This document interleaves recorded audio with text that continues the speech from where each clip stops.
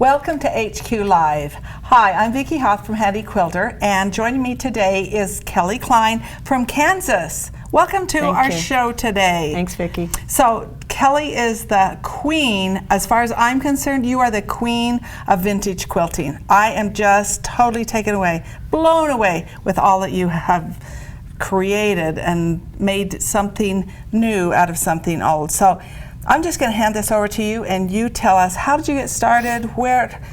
How'd you do it? Okay, I have to start with how I started, because I am a believer in when you start, it helps to start on something that you're designing and something that's real, because I don't like a whole lot of negative space, and I think when you start, that's really overwhelming and scary. So the first thing I ever did when I got my long arm was work on old vintage tops, not knowing that that was going to become my love and my passion. And so the first quilt I ever did was this one, and I just a patchwork. Just a patchwork. Okay. It was busy, and I knew that I could do anything I wanted on it, and it wasn't going to show. So I sampled all over that top. So you got real comfortable with a lot of different designs. And I used the Pro Stitcher just in little segments, see if I could skew. And so I just went over that whole quilt, finished it, bound it, and that is my husband's favorite quilt. So how do you feel about it? I love it. You can't see the quilting. If I look closely, I know it's not my greatest. I have a favorite saying: comparison is the thief of joy. Compare to your first piece. Don't compare to everybody else. That's true. Yeah. And I have found the magic ride home makes a big difference. So when you send that out to someone, it is beautiful. Right. So I started with that, and then I started collecting. And then collecting tops. From where? From eBay, from antique stores. Okay. And at the end of the year, I had a pretty good bill on eBay. My husband said, "You had way too much fun on eBay this year, honey." I said, "But honey, it's a business expense." So I started on the tops. I played with my computer. I played free motion. And then I went into an antique shop and I found this little Kansas piece. And that is an old pillow. It's a 100-year-old pillow. Okay. It was embroidered by someone originally. It's silk embroidery. And I took it home, and I didn't know what I was going to do with it. And I thought I could quilt it, because I need to practice. I need to figure out what to do. So I took that home, put it on my machine, and that started everything. And that's my passion right there. So I just started collecting linens and anything I can find. I will quilt anything. I'm getting ready to quilt a christening dress of my grandpa's. You're not taking it apart. You're actually quilting. I'm just going to lay it on, and it's going to get all quilted on the machine. So everything I do is quilted on the long arm. We'll have to bring you back for another one just to show that. We'll do garments, wedding dresses. You know, that's kind of a big thing, is to do a wedding dress. Have you ever seen that? I have seen one. Yeah. And they're beautiful. Yes. So when I started and I was on these small pieces, you know, a lot of people don't realize they can work small. They think they have to put a quilt top on this big machine. And when you get this machine, it's really overwhelming. Yeah, it's 12 feet. Right. And so 20 inches. Yeah, you can go small. You can go as small as you want. So I also started just putting backings on, and I would start with pot holders. I made everybody in my family pot holders. I would take orphan blocks. Okay. So you didn't have to piece anything. I do not piece. I'm not a piecer. Okay. So I'm a finder. I'm a treasure hunter. And so this one I did piece, because I'd done a quilt for somebody, I wanted to remember it. Okay. So I did put that on just so I'd have a little memory. So it's a mini quilt of someone else's. Orphan blocks for my guild, because people bring a lot of things they haven't finished, right? Wow, you could have a lot. I've got a small. few. You can finish small. Yeah, right? Yeah, I've got a few orphan blocks out there. So, this is inspiring me. I know. So who has these pieces? I do. Right? Everybody has these doilies and all the things from your grandma and your great-grandma and your aunt. So bring back some of those. I want to do a comparison on lace. Right. And maybe you'll get to that later, but the difference, this is like tatting, this is more of a needle. This is called Tenerife lace. Yes. If you want to get particular. Okay. You know, drawn thread work. Do you know about drawn thread work? Drawn thread work is where women would count the threads, pull them, tie them, weave them. There's all kinds of things. So I can see the part of the fabric right here is still there compared to this fabric, but then there's all that. Right. Okay, so any lace. Any lace. I'm fascinated by lace. You know, we all have these tablecloths. I think a lot of people have these that have the drawn thread work in them. Oh, yes. Where it's open. So I look at these as, this is my palette, and this is what I think to put, what am I going to put behind it? So I use a lot of shiny fabrics. Okay, because this, if you just put your batting behind it, this is not appropriate. No, So no. you have now It's about gonna layering. It's about layering. okay. Yeah. So a piece like this turns into a piece like this. Okay. So underneath it is a little glitzy fabric. I'm frugal, and this was a dress I cut up from about 30 years ago. And I lay an 80-20 Hobbs heirloom and sometimes a wool on top of that. To And give tell it me that why. trapunto, because it gives it the trapunto. That Everybody extra says, dimension. Yeah, everybody says, do you trapunto? I say, no, I just use 2 battings. And So- then you quilt but around it so that it Right. really lays it down. Right, right. And then I always come back and do a little bit of embellishing with beads. That's probably Okay, the most so fun. these were not on there until No. after. Right. So I try not to go into all of this lace work, and I leave the lace work for afterwards. Let it stand on its own a of little bit embellishment, there. yeah. Okay. I use the Pro Stitcher a lot for my middles. I believe that might have been Pro Stitcher, and then I free motion the rest. So I use the Pro Stitcher about 20% of the time. Okay. This is A doily. beautiful. I think everybody has a lot of doilies. And, Oh, look at that. Duchess sets. This was called a Duchess set. And there would have been coasters to go with this, very British. I used a Pro Stitcher just for the center so I can have something to start with, and then I work free motion around. Okay, so that lays out here. You have a full throat space that you Right. can do. Just tack it down, Yeah. and then start from the center, working your way out on that one. Right. Okay. And originally, the maker's work was the embroidery, so the silk embroidery was done Okay. first, right? And then I go in and quilt around it. And I see on this one, your thread color is just a little similar to the Right. embroidery here, not matching Right. the fabric. Right. And I like to use a polyester. I like a shine, so Magnifico or Glide. I love Glide. This machine will use anything. Okay. But I do like the glisten, and I do like a tiny stitch. So I'm always thinking about scale. So 15-16 is my Okay. preference on Okay. smaller pieces. All right. Okay. Edges, once we get to the machine, I'll talk a little bit about edges and how we treat different edges. Okay, because this doesn't have binding. Nope, doesn't have anything. Okay. Because I'll tell you what I'm going to do with this All right. later. Ooh, there's a lot to know here. This is just a little placemat on Dupioni silk, all free motion. Oh wait, no, I did Pro Stitcher the border. So I can see some of the fabric showing Right. through with this I cut always- work. Yes, I always think about what's coming through that cut work area. And then I usually start in the middle with my design. I work out. You know, there are no rules to this. The rules might be the technique, but once you get it in your head, everyone's going to be different, and each piece is going to be unique. So they're Okay. going to all be a little bit So different. this had its own edge, Right. and then you left some of the fabric so that you could actually bind this and give it a nice finish. Right. All right. Pro Stitcher. Oh. This is a hanky, and I love hankies. Hankies have become really my obsession, because a hanky is a block, but a hanky can be, it's square. It works great for the Pro Stitcher. So this was a Pro Stitcher design in the middle, Pro Stitcher on the border. I knew enough. This was the first hanky I ever did. I knew enough that I could connect my feathers around, and I put a little glitzy fabric underneath, a costume fabric. So if you're a Pro Stitcher person, totally, you're afraid of freehand, you can do this. Yeah. Or if you're total freehand and don't own a Pro Stitcher, you just let your designs Right. flow around there. And I most times I don't plan ahead of time. I see a piece and I let the embroidery speak to me. Okay. And it always does. I mean, you can get your design from the embroidery, from the piece itself. Did you add all these little beads? Yes, I did. So this has a crochet edge, and then after I'm done, I put the glass beads. Perfect. Now, what's special for me, and what I love about all of these pieces, they usually, a lot of times, will have sentimental value. If you're in an antique store, they're not going to. But No. but if this was my wedding dress, this background, because my mother-in-law made my wedding dress. So this is my satin from my Okay. dress. If this would have been the hanky that I carried on my wedding day, wouldn't that be a nice piece? A nice memory. Yeah. So yes. yeah. So what do you do with these? You know, after I keep these flat because I'm traveling with them. But a lot of times I'll make them into a pillow.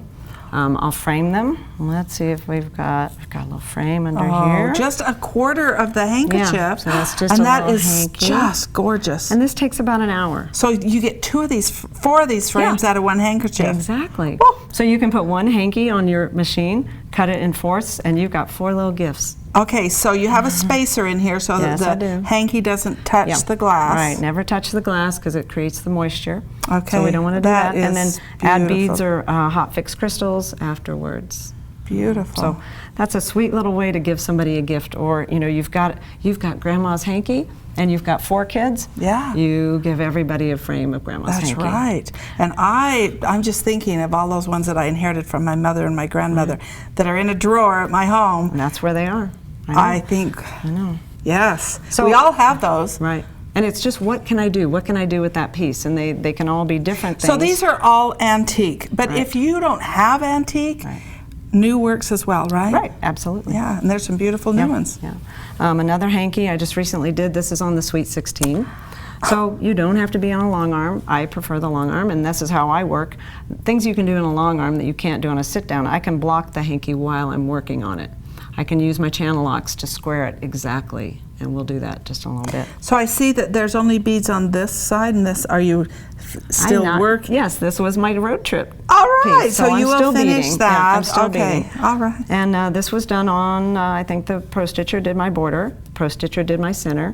This was for a Pro Stitcher class. So it's beautiful. I love this hanky. That's one of my favorite hankies. Yeah. I had a student in a class last year. She had taken her grandma's tablecloth, put it on a large backing of silk, and then she took her grandma's necklace, her pearl necklace, cut it up, and then put the pearls as embellishments. So she has a piece of her grandma on that piece at all times. Yeah. So we talked about a pillow. Okay. What do you do to make it usable? So a hanky, you put it on a pillow. It was your great-great-grandmother's, and every day you make your bed, you put your great-grandma back on your bed, and you think about her. Yeah. Don't we want to think about those women? Absolutely. Because they made a big difference in our lives, because Big those impact. women are the people who brought us here. Right? That's right. So a pillow. So there's a pillow, envelope pillow. You Okay. can see the back side. I did a Pro Stitcher design on the back because I didn't worry too much about the back. And then that's a little biscuit doily.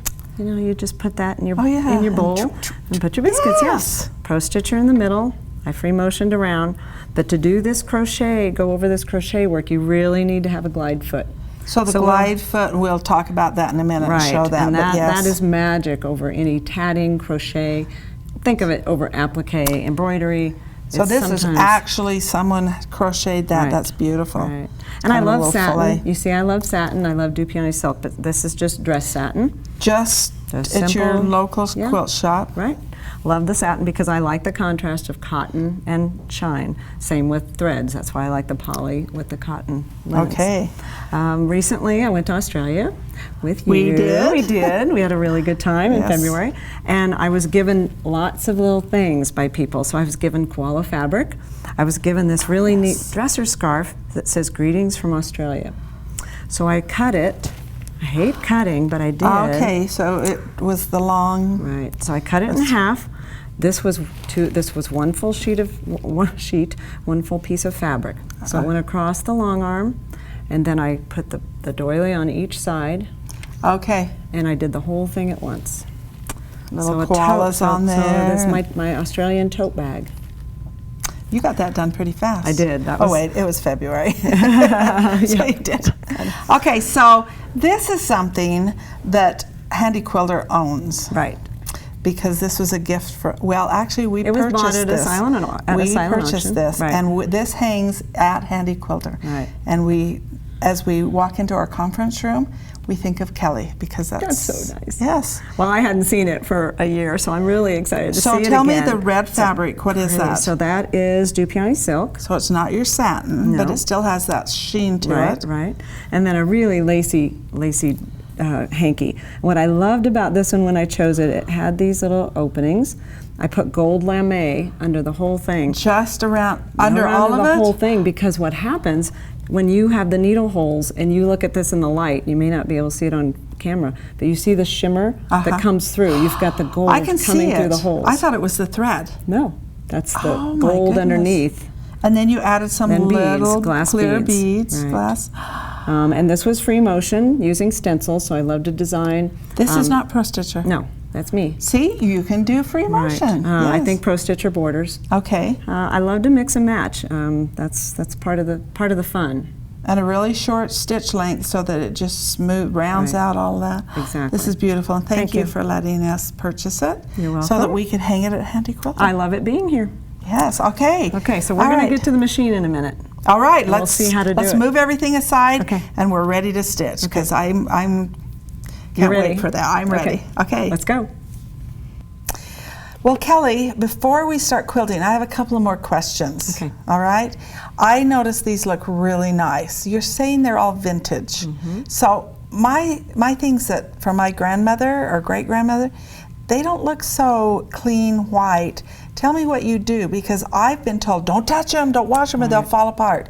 But you're doing that somehow to make them look really pretty. Well, I first look at the fabric, because some things can tolerate a soak and some can't. No, Some are you're just saying soak. You never throw soak. them in your washer and let it Never, agitate it. Never. It's just like putting a quilt top in the wash machine. No. Never Okay, do that. in the dryer? Soak. Do these go in the dryer? No, no. Okay, so hand. Yes, hand soak, retro clean. Retro clean is my favorite. It's a powder form.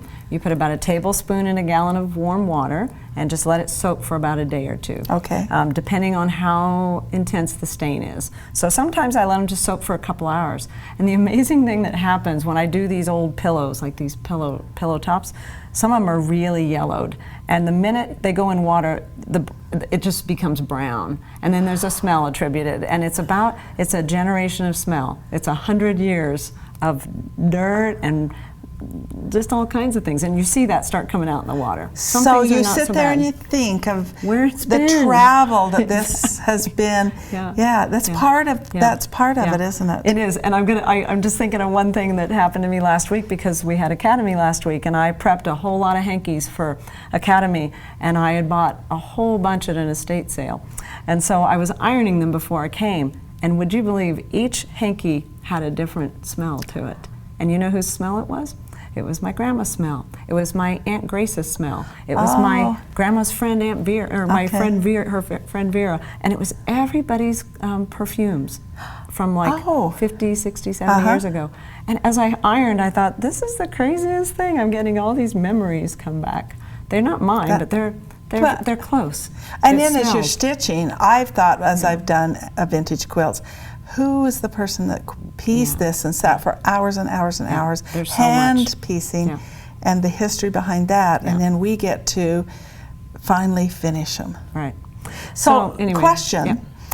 When you go to an estate sale or eBay, tell me the price. What would you have paid for that right there? I know there's going to be up and down prices. $1, $2. You know, it makes me sadly happy. I don't even know how else to explain it, because I don't spend much over $20 for a quilt top, which is very sad. And makes it.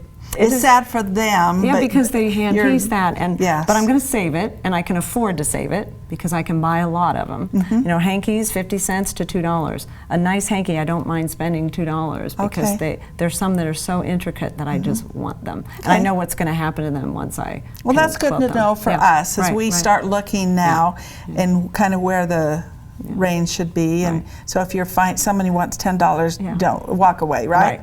But if it's something you want really bad, I mean, there are things I've paid top dollar for because I want them so bad. And you have a vision for them, yeah, right? Right. And I can't let that go. So sometimes it's like, you know, I try and go $1 on these so I can go a little higher. So on Retro Clean, and you can buy that on Amazon. Can you get it at your local shop? You can. A lot of quilt shops have it. I picked that up on the way in Evanston, Wyoming. So, you know, some shops have it. Okay. Yeah. And then my other trick, as I think about that, stains, smells. So there's a lot of old quilt tops and pieces that have so much smell you can't even put them on your frame because they're so moldy, mildewy. So I put them in a bathtub. Once again, you don't want to wash them, with a soak of 1 part ammonia to 5 parts water. And the ammonia will kill the mold spores. It's the only thing that will kill mold. Well, Clorox will, but you don't want to do that. You don't want to bleach that. Yes. Yeah. And the ammonia, I've had no problems with it ever doing anything to a quilt. Now, 50 years from now, I don't know what it's done to the fibers, but we're talking about utilitarian quilts that you're going to use. You're just going to get her done and use them. Well, so that's sometimes the only way I can get it on a frame. But I would soak it in that ammonia water maybe for a day or two, and it really just takes all smells away. I rinse it, smush it in the bathtub, then I lay it out on my lawn. And the grass, the chlorophyll from the grass is a natural whitener. It's not even so much the sun as it is the chlorophyll from your grass. So oh my goodness. I have often sat outside to keep birds away if it's a really good quilt. You need to write a book on all this. But you're getting it I'm here. trying to Just give it, press yeah. rerun Exactly. and get it. Yeah. Yeah. Okay. And rewind. when I speak, I try and give you all these tips. And I feel like I'm taking your class. I hope so. Yes. Okay. So let's get it. Let's get going. Let's get going. Okay, we're ready. Let's talk about thread for a minute, and we'll talk about batting. Today we're using a brown thread so you can see it. Normally I would use a cream or a white, depending on this fabric. Yeah, on the linen. I'm going to go match it or be very close okay, to on the linen. linen. So Yeah, you're not because I worried like about a cream. this, about your satin right now. No, okay. not yet. And the nice thing when you're using the same color, it will absorb into that linen. So you're not going to see your stitches. Okay, so and short carefully. stitches Short will stitches will just sink yeah. right in. I love a polyester. Like I said, I like the sheen. Today, what are we using? So fine, maybe? Mm-hmm. Yep. So I've got the glide foot on right now, and we're going to switch over to the regular foot, but the glide foot is magical on embroideries and crochet. It's all this dimensional. Yeah. Yes. I couldn't work with a lot of these things, and I was working with these before you all came out with the glide foot, and I struggled. So now I look at some of the crochet pieces I had done a few years ago, and I wish I could go back into them because I could go into them Yes. more, because you can't with a regular foot. So, when I start, so I've put a piece of satin on. And so let's stop here. Yeah. You say you couldn't with a regular foot, and the glide foot does that because of that bowl-shaped. Then, because some people might not know what the glide foot is, it's like a ball shaped with a hole in the center for the needle. So it's just gliding over the top. With your regular foot with the ring, it would have a tendency to get caught in these little loops, or I see a little hole here. So that's what that it glides over the top. So if you're not doing it on one of our machines, you can do it, find a glide foot for your machine, something that will glide over the top.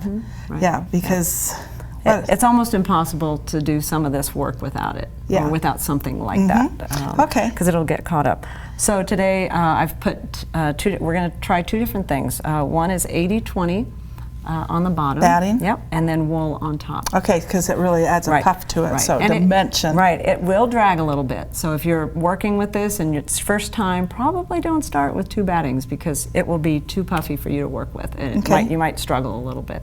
I don't do any basting. It's on up this? to you. Yeah, I mean, I base this down, but I mean, I don't spray baste, I don't stabilize, I do no stabilizing. So I've just laid my satin piece down, and I have put a basting stitch around it, but there is no other stabilization So to I it. noticed you weren't real careful on whether you centered it, because you just have a larger than needed piece of satin, and then you can cut that off at the end. So this is my frame. I see this as my frame. Okay. And then I can work anything I want in here, and when I'm done here, I'm just going to cut this to shape. So I'm going to cut this the size I need it to be. Okay. Okay. And I may use the Pro Stitcher. You know, there are so many ways to do this. And today we're not going to get so much into design. That's a whole class. But it's just attaching it then. So we're going to talk about attaching, how to get started. Okay. Because those are the messages I get and the questions people ask me. Kelly, how do you deal with that edge? How do you get it on? How do you take it off? How do you? Okay. You know, what do you do with those edges? Because they're all different. Okay. Okay. So depending how you feel, and I'm going to go over this a little bit with the glide foot, and then I'm going to stop and show you another method. Okay. Okay. So glide foot, and this is just me working with my hands. You have to be a little bit okay with your hands being down here and working one-handed. Okay. Because you are the stabilizer. All right. So you wouldn't suggest pinning it all over the place? You can, but I don't know. I haven't. You can though. Everybody works differently. Okay, so that is an option. And I notice in classes there are some people that just need to stabilize. So you can, and you could use fusible. I would probably stabilize. Yeah, and that's okay. I kind of like to pin it. I know, and so I put one pin in the middle, and that's all I need before I start going. I'm going to show you one method with just my hands, and then I'm going to take a ruler. Because I can't use a ruler with the glide foot. That's right. So that's why you have to decide: is this something I can do freehand, or? And the more you do it, you'll become more comfortable doing I've been doing freehand. this a long time, so my way is not going to be your way. A month or two? Yeah. A lot of years. Yeah. So I use a lot of times the embroidery has its own lines.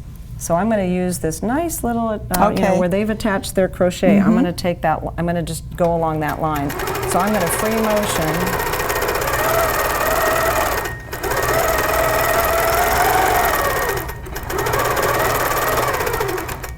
Well, holding your hands on that is really keeping that stable. Exactly.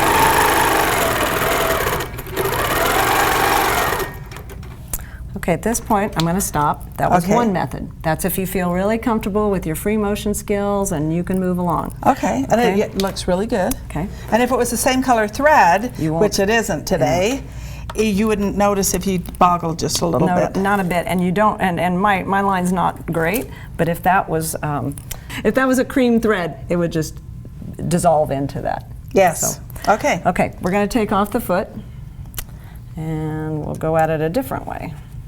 Okay, Vicki, we have changed the foot.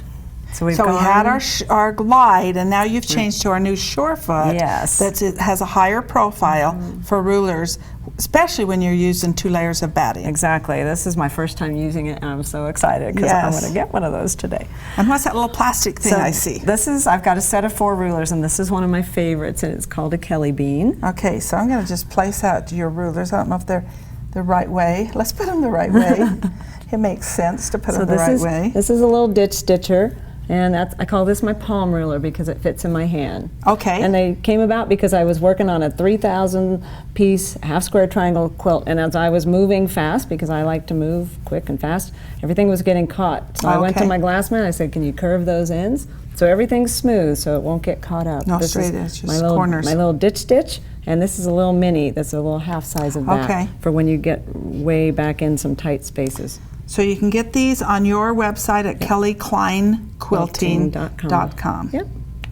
All right. So the little Kelly bean, it has 2 curves. So a concave and a convex are the same, the same shape.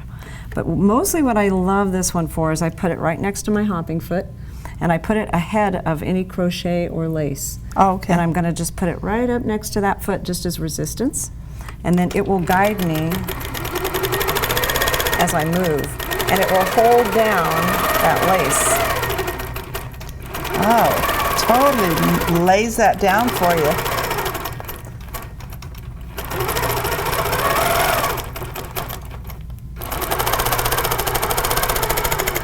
I'm going to take this off now just to finish up.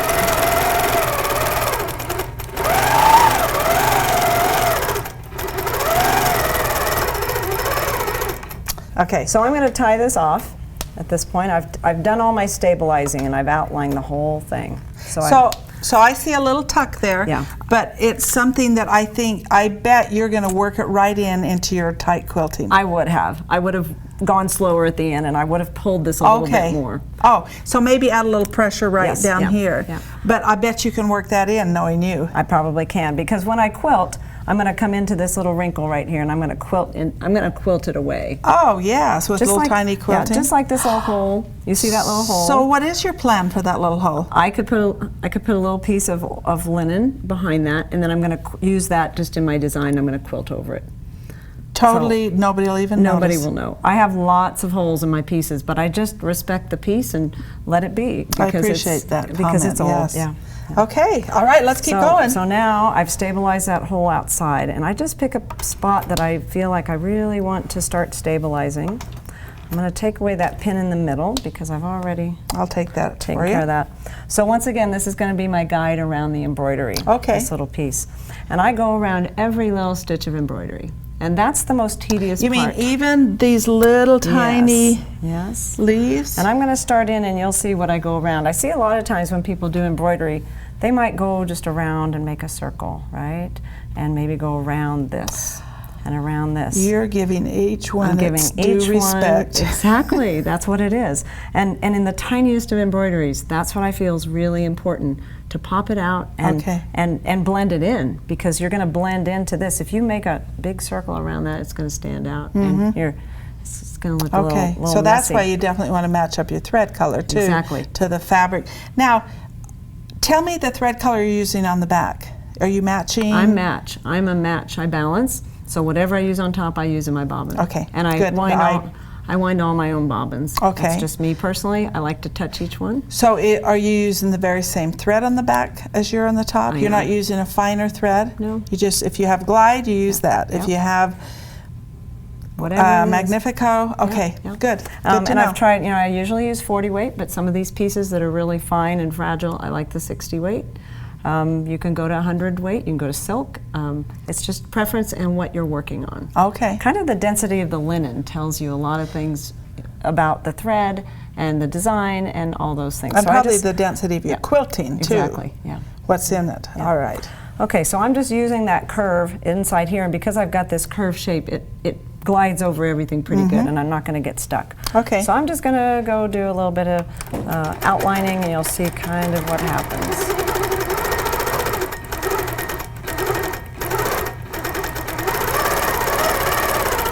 Now, well, I'll just keep going and show you what I would do. I would go into that and go even a step more. Oh, you're really defining it. Oh, because there's a circle stitch that has been created on, embroidered on it. So you followed that right along. I always try and figure out how I can follow everything. Now, I'm not doing a great job because You probably are, but that brown thread I know, on it's so awful to look at brown thread. I know, but it bothers me just a little bit. But because I would have cream in, I can pretty much jump all over the place, and you're not going to see my path. Yeah, I like that embroidered part that goes all the way around that gives you that travel path. So you see, I'm just going around each little piece of embroidery. Yes. It's tedious, but it's that first step that's really important. Okay. And once I've done that, then the fun begins? Yeah, then I start designing. Okay. Okay, so I'm going to stop right there.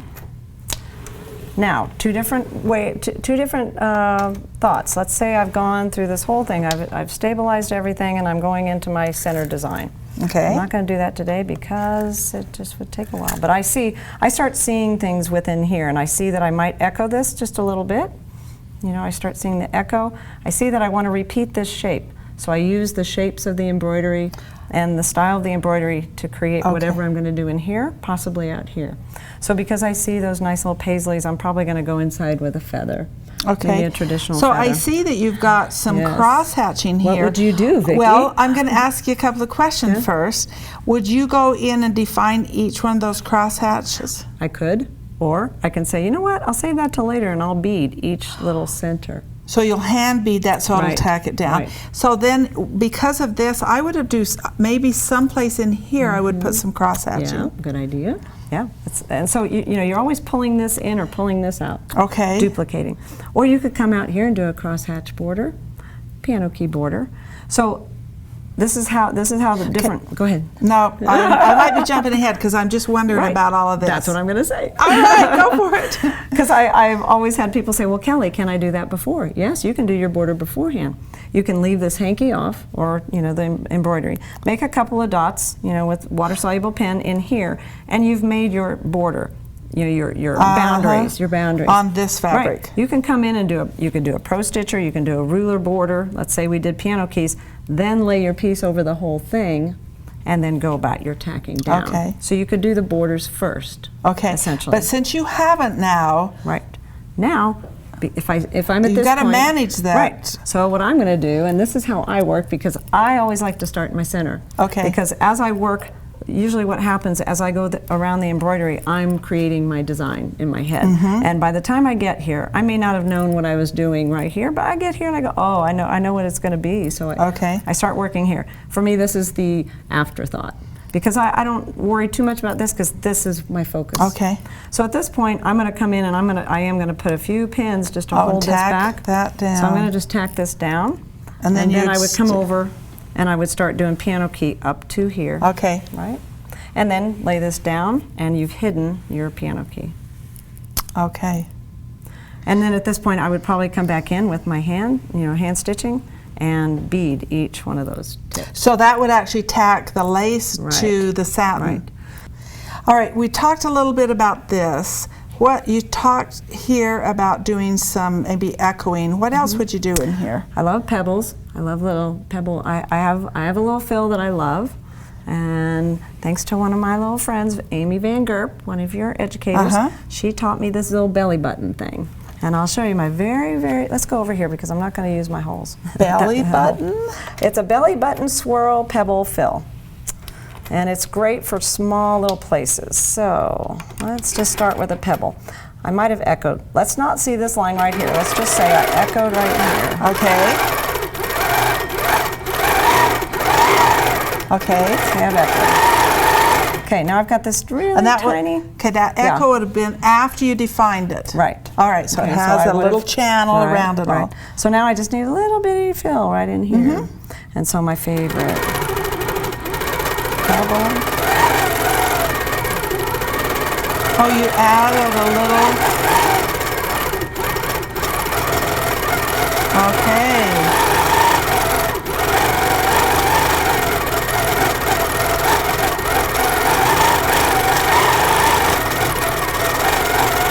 So every once in a while you added just a little curl or a little pebble inside. And when that's in cream, not in brown, it's much prettier. It's beautiful. But and I would probably change feet again Yes. and put the open toe foot on so you'd see as you're quilting that micro. So you're not leaving the same foot on all the way through this project. You know, you're changing up a lot. So. Oh my goodness. Okay, so that's one method. So that's the embroidery. You know, that's the basic, how you go around embroidery, how you deal with a lace edge. Okay. Okay. So let's go over to the should I side. move your rulers here? Now this one you've taken out, so you only have one layer of batting. Right. Taken the wool away, and then you've got this cute little. Right. What would that be? That's a drawn thread work. Okay, so we've got. What would they use that for? Gosh. A coaster, just a dresser. You know, just a dresser, or on the arms of chairs. Yes. Oh, yeah. They dressed everything up, and you know, my family comes from Kansas, so we were in the middle of that pioneer state, that pioneer thing, and they had soddies. So sod houses were big because we didn't have trees, and so my ancestors lived in sod houses because that's all they had to make a house out of. And I think about some of these women that made these beautiful things to dress up their sod house. Because that's the only way they could dress it up. I'm from Wyoming and the country, and I remember one of my duties was to take these off of the sofas and the arm chairs and wash them because it kept the armchairs clean. Right. The armchair arms on the chair clean. Yeah, so totally. So, I remember all those. these little pieces. And the thing is, nobody makes these anymore. And there's so many out there, but there's going to be a day where they aren't anymore. If you keep up, there's going to be a day. And I hope you all will keep up. That's right. Gather, buy them all. I always say I should have something tattooed on my forehead that says, "I'm here to save the linens of the world." Because it's what that's what I travel doing. I love to travel just to find new antique stores. You're putting this square to the fabric, but you could do it that way as well and have some great feathers. Yes. I mean, my mind is really starting to go crazy. Now, when I teach, I tell people I try and start with a square because it's the easiest thing to start with. But then once you get a little bit more accomplished, go on point, because on point, of course, is always the prettiest. So one thing I need is a water bottle. So why are you, I notice this is kind of wrinkly right now. And you're going to spray this. It's not going to spot your satin? I'm going to do it off the satin. Okay, all right. So a lot of these pieces are not square. And that's the other thing. I respect sometimes the unsquare nature. Okay. You know, if I'm working on something large, like I have a tablecloth that I've just worked, it is not square. It's not meant to be because I can't bring myself to trim that. Oh, yes. It's how the woman made it. And so once again, I respect the shape. But this one, because I do want it to be square, a lot of these, the weave is so loose on them that you can manipulate them once you get them a little bit wet. And so this is my favorite thing to do. So I dampen it just a little bit, not on the satin usually. And I start in a corner. So kind of down that channel of the... So once again, I'm going to use that open weave as my line. So I can set my channel locks on a long arm that I can't do on a domestic or a sweet 16. Okay. So that for me is the advantage on a long arm. And I'm just going to manipulate it to the horizontal lock and then manipulate it to the vertical lock. And because I can move it, I can stretch wetting it, it's I've going to just given it some give. And then when it dries, you've blocked it, essentially, just like you do a quilt. So once again, my hand is just above it, I'm going to use that line. So she's turned on the horizontal channel lock, and when she gets over there to the corner, she's going to change it to the vertical channel lock, right, and coax it into right. it. That's a good word. And now we're going back to the horizontal. And this is where I start stretch just a little bit.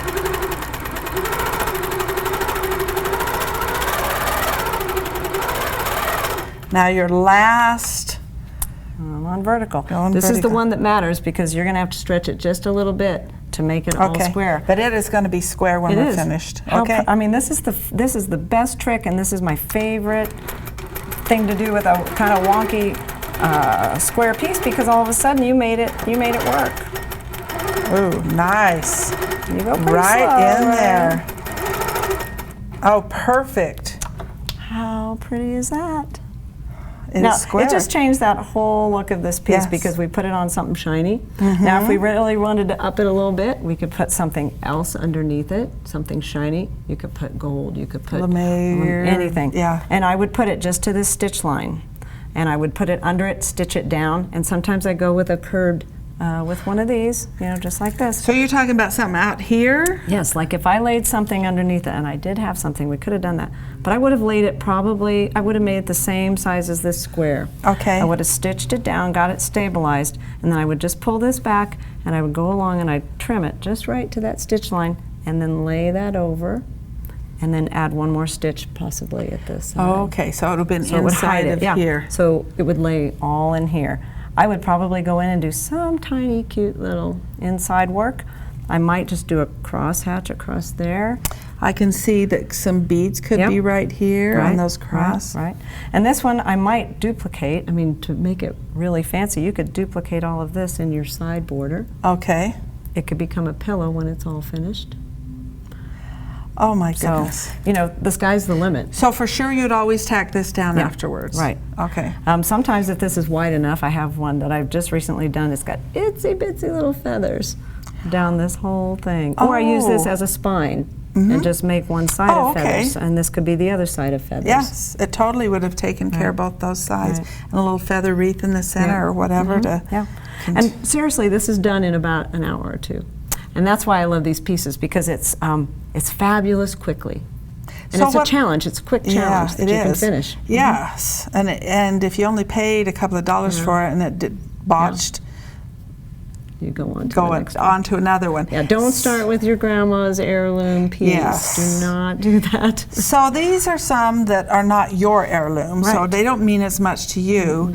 Tell me some colors of satin that you've done that really make it. I know our frame was the red. Yeah, this is my favorite color, just because it blends really nicely. I've done it on purple. Sometimes, you know, it just depends. Sometimes what the embroidery is. That embroidery would look beautiful on a royal blue satin, or even the gold. Pick up the gold in the maybe a feathers. golder than that. So there's a lot of variety there to choose from. Right. Kelly, I am just blown away with everything. But you have some information as far as how can our viewers find out more about you and classes, and you tell us, give us some information. Well, I've got a website, kellyclinequilting.com, and it's CLKELLY CLINE. Okay. Okay. And on there are tabs that say lectures and workshops. There will be a calendar pretty soon because everybody's asking me where I'm going to be. I'm on Facebook as Kelly Cline Quilting. You can friend me personally, but on that page you just see babies. So, you know, you got to deal with grandbabies. That's right. That's most important. I'm on Instagram as Kelly Cline Quilting, and I teach all over the country and kind of the world. Yes. And you answer a lot. You have your own Facebook forum. And I will answer any questions. People can message me all day long. I try to keep up with it. Great. Okay, so this is such inspiration, and she's been holding out because I kind of started searching through her suitcase and pulled out more, and I go, hey, come on, show off a little bit here. So we're going to end today. Thank you for joining us with our HQ Live. Join us again next month for a new topic. But while we close, we're just going to let the camera take over and just show some of the fun things that you've got here. Some more. Thanks, Vicki. It was fun. Thanks for joining us. Yeah, thanks.